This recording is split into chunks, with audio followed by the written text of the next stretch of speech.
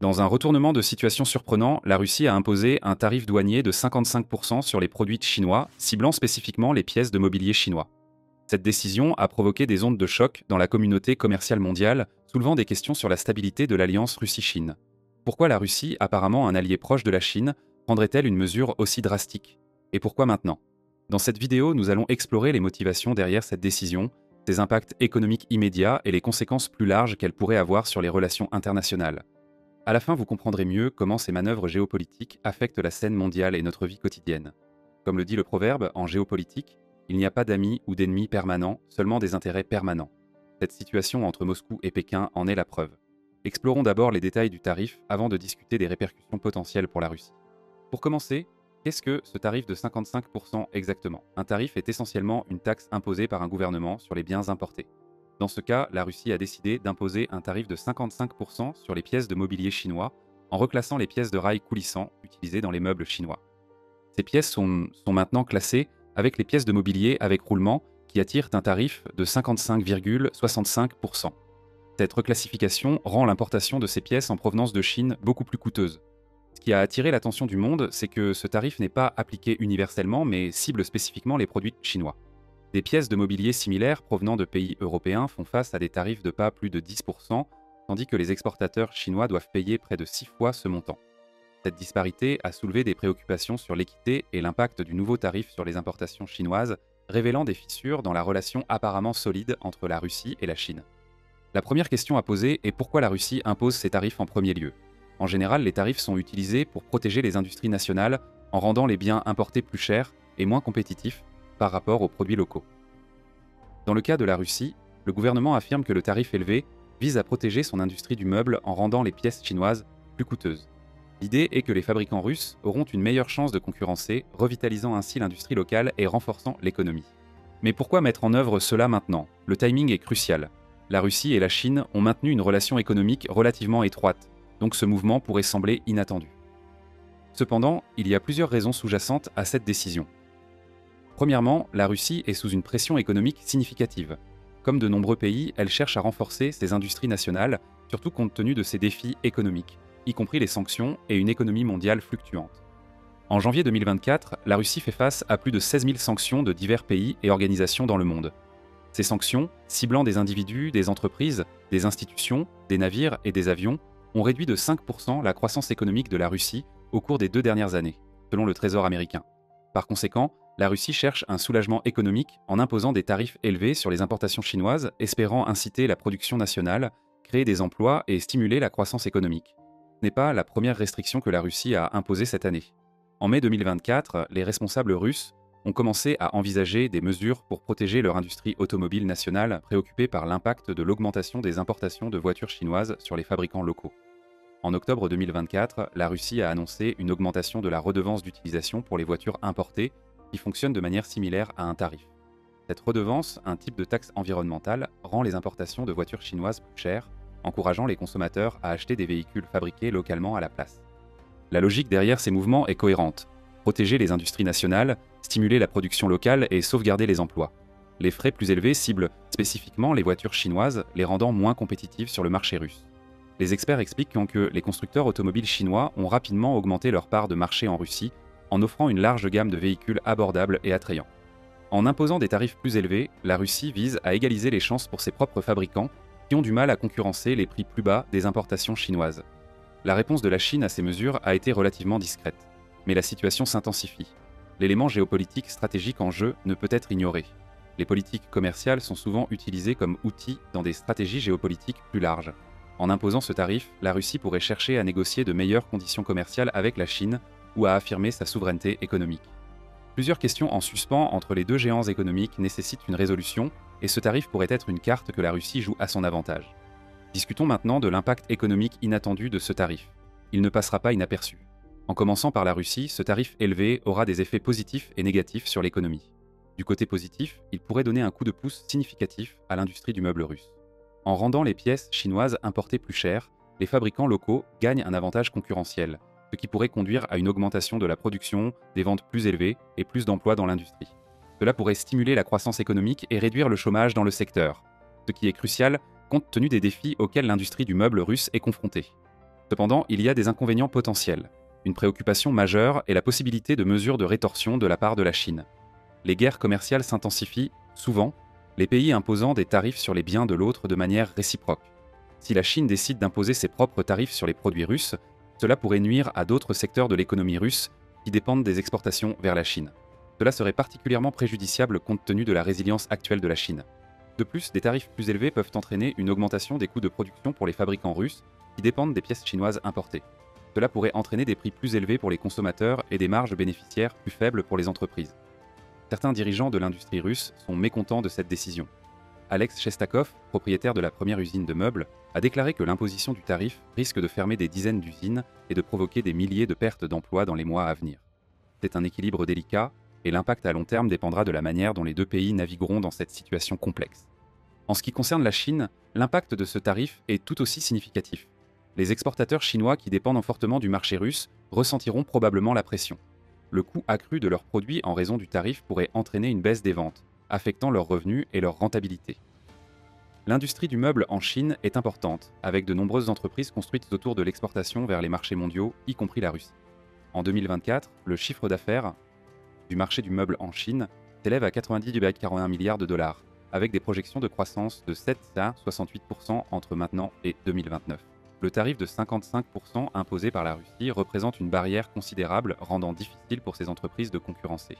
Cela pourrait entraîner une réduction de la production, des licenciements et des tensions financières pour les entreprises concernées. Cette situation pose un problème pour Pékin, car l'industrie du meuble est une partie importante de l'économie chinoise. Le secteur industriel, qui comprend la fabrication de meubles, a contribué à 31,7% du PIB de la Chine en 2023. Toute diminution de l'activité sera perceptible pour l'économie nationale. De plus, étant donné que la Chine est le plus grand producteur et exportateur de meubles au monde, l'industrie joue un rôle important dans les ambitions de leadership mondial de la Chine. Il est peu probable que Pékin prenne cet acte russe à la légère, ce qui pourrait potentiellement préparer le terrain pour un conflit commercial entre ces deux géants. À un niveau de base, les effets de ce tarif s'étendent au-delà des entreprises et impactent les consommateurs.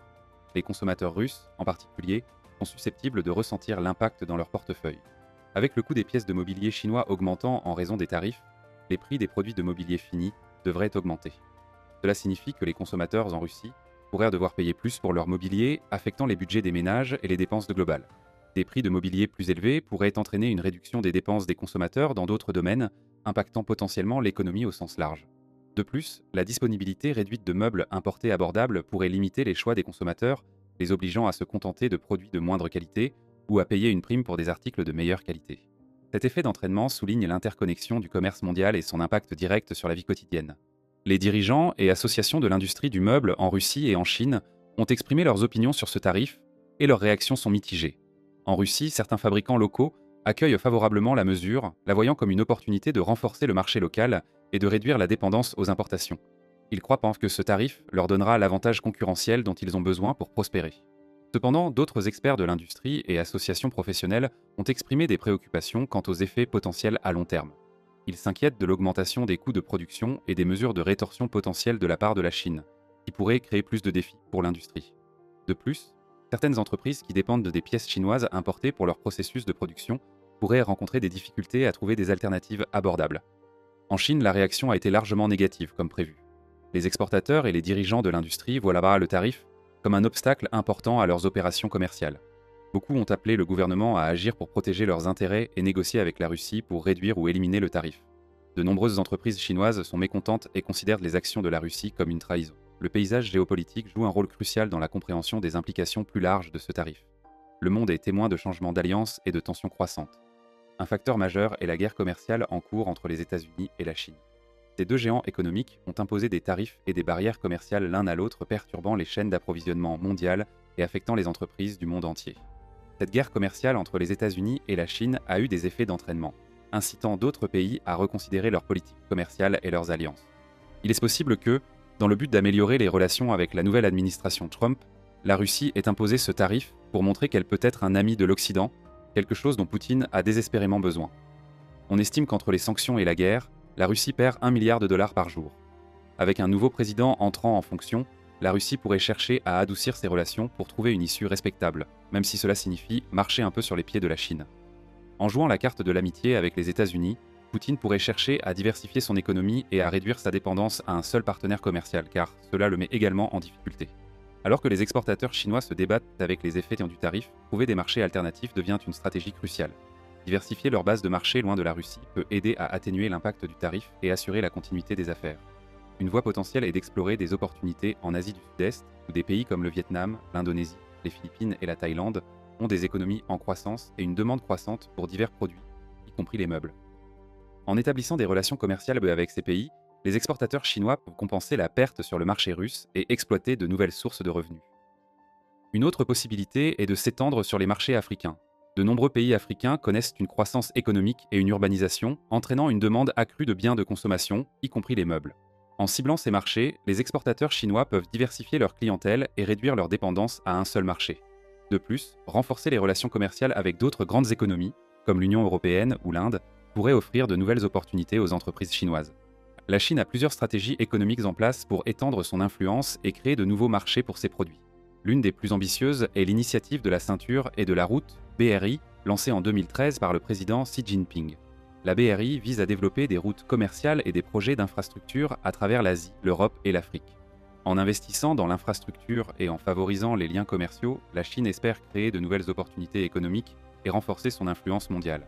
L'imposition du tarif par la Russie pourrait pousser la Chine à accélérer ses efforts dans le cadre de la BRI et à chercher des liens plus forts avec d'autres régions.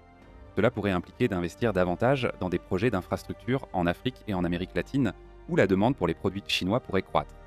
Pour comprendre pleinement l'importance du tarif de 55%, nous devons examiner les relations commerciales historiques entre la Russie et la Chine. Ces deux pays partagent une longue histoire d'interactions économiques caractérisée par des périodes de coopération et de conflits.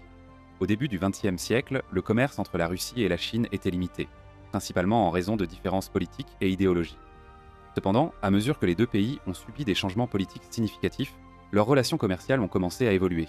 L'établissement de la République populaire de Chine en 1949 et le soutien de l'Union soviétique ont joué un rôle crucial dans la formation de leurs premières interactions économiques.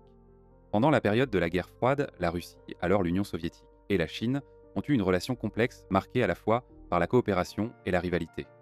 Bien qu'ils aient été initialement alignés en tant qu'alliés communistes, des différences idéologiques et des tensions géopolitiques ont conduit à une rupture dans leurs relations. Malgré ces défis, le commerce entre les deux pays a continué, bien qu'avec des fluctuations en volume et en intensité. Dans la période post-guerre froide, la Russie et la Chine ont cherché à reconstruire et à renforcer leurs liens économiques. Plusieurs jalons clés ont marqué cette période de coopération. Par exemple, en 2001, les deux pays ont signé le traité de bon voisinage et de coopération amicale, qui a jeté les bases de relations économiques et politiques plus étroites. Ce traité a mis l'accent sur le respect mutuel, la non-ingérence dans les affaires internes de l'autre et la coopération dans divers domaines, y compris le commerce et l'investissement. Au fil des ans, la Russie et la Chine ont également signé de nombreux accords commerciaux et co-entreprises, solidifiant davantage leur partenariat économique. Ces accords ont facilité l'échange de biens, de services et d'investissements, contribuant à la croissance du commerce bilatéral. Les secteurs clés de la coopération incluent l'énergie, l'infrastructure, la technologie et la fabrication. Cependant, il est important de noter que bien que la Russie et la Chine aient assez connu des périodes de coopération, leur relation commerciale n'a pas été sans conflit. Tout au long de l'histoire, il y a eu plusieurs exemples de différends commerciaux et de tensions entre les deux pays. Un exemple notable est le différend sur les tarifs et les déséquilibres commerciaux au début des années 2000. À cette époque, la Russie a imposé des tarifs sur certains produits chinois, invoquant des préoccupations concernant des pratiques commerciales déloyales et des déséquilibres de marché. Cela a conduit à des tensions entre les deux pays, la Chine répondant en imposant ses propres tarifs sur les produits russes. Le conflit a mis en évidence les défis de maintenir une relation commerciale équilibrée et équitable, même parmi des partenaires stratégiques. Un autre conflit commercial important s'est produit au milieu des années 2000 lorsque la Russie a mis en œuvre des restrictions sur les importations agricoles chinoises. Cette décision a été motivée par des préoccupations concernant la sécurité alimentaire et les normes de qualité. Les restrictions ont conduit à des protestations de la part des exportateurs chinois et ont tendu les relations commerciales entre les deux pays. Finalement, grâce à des négociations et des efforts diplomatiques, le problème a été résolu et le commerce des produits agricoles a repris. Il semble qu'un thème de la Russie étant la première à imposer des tarifs émerge ici. De plus, nous voyons que la Chine ne prend pas ces situations à la légère, mais réagit plus tôt. Cela rend la situation actuelle plus problématique, car une guerre commerciale serait imminente si la Chine agissait selon son caractère. Plus vous examinez cela, plus vous réalisez la fragilité de cette situation, qui est un peu comme une marmite bouillante sur le point de faire sauter son couvercle. Le problème avec la Chine qui riposte, cependant, est que la Russie ne peut tout simplement pas se permettre une guerre avec la Chine en ce moment. À la suite de sanctions internationales étendues, La Russie s'est de plus en plus tournée vers la Chine comme l'un de ses rares partenaires fiables restants. Les grandes économies comme l'Australie, le Canada, la Norvège, le Japon, les États-Unis, l'UE et le Royaume-Uni ont imposé des interdictions sur les produits russes en raison de la guerre en Ukraine. Cette isolation économique et politique a poussé la Russie à chercher des liens plus étroits avec Pékin. Le commerce bilatéral entre la Russie et la Chine a explosé, avec des volumes commerciaux plus que doublés depuis 2020. En 2023, le commerce avec la Chine représentait environ un tiers du commerce total de la Russie. Les exportations de la Russie vers la Chine, principalement constituées de pétrole brut, de briquettes de charbon et de gaz de pétrole, ont connu un taux de croissance annualisé de 19,1% au cours des 5 dernières années. Inversement, les exportations de la Chine vers la Russie, y compris les équipements de diffusion, les ordinateurs et les grands véhicules de construction, ont également considérablement augmenté. Cette augmentation du commerce ne fait qu'accroître la dépendance de Moscou envers Pékin, les rendant inestimables. Dans le secteur de l'énergie, l'augmentation des importations de pétrole brut russe par la Chine est significative. En 2023, la Chine a importé un record de 2,1 millions de barils par jour de pétrole brut de Russie, représentant environ 19% de leurs importations totales de pétrole. La Russie a offert ce pétrole à des prix réduits en raison des sanctions et des plafonds de prix imposés par le G7. Les raffineurs chinois profitent pleinement de ces prix plus bas pour réduire les coûts et améliorer leur marge de raffinage. Pour le pays qui importe le plus de pétrole brut au monde, les réductions sur le pétrole russe en font une option attrayante pour la Chine, même s'il continue d'obtenir du pétrole d'autres endroits, comme l'Arabie Saoudite et les États-Unis. De plus, l'économie russe est déjà sous beaucoup de pression en raison des sanctions et du conflit en cours. Une guerre commerciale avec la Chine aggraverait les choses, isolant encore plus la Russie des marchés mondiaux et rendant plus difficile l'obtention des ressources et de la technologie dont elle a besoin. Bien que la Russie essaie de construire des relations commerciales avec d'autres pays comme l'Inde et la Turquie, ces efforts n'ont pas compensé la perte de commerce avec les pays occidentaux. Une guerre commerciale nuirait également au partenariat solide que la Russie construit avec la Chine. Ils travaillent ensemble dans des domaines comme l'énergie, la défense et l'infrastructure. Commencer une guerre commerciale endommagerait inutilement cette coopération et la confiance entre les deux nations. Cette relation interconnectée est un exemple parfait de la façon dont la géopolitique et l'économie vont souvent de pair. Mais nous voulons entendre votre avis. Que pensez-vous de ces développements ? Comment voyez-vous ces nouveaux tarifs affectant les relations Russie-Chine et le commerce mondial dans son ensemble ? Partagez vos réflexions dans les commentaires ci-dessous. Nous aimons entendre vos idées. Nous avons plus de contenu passionnant à venir sur le commerce mondial, la géopolitique et bien plus encore. Rejoignez notre communauté et participez à la conversation. Merci d'avoir regardé et à la prochaine.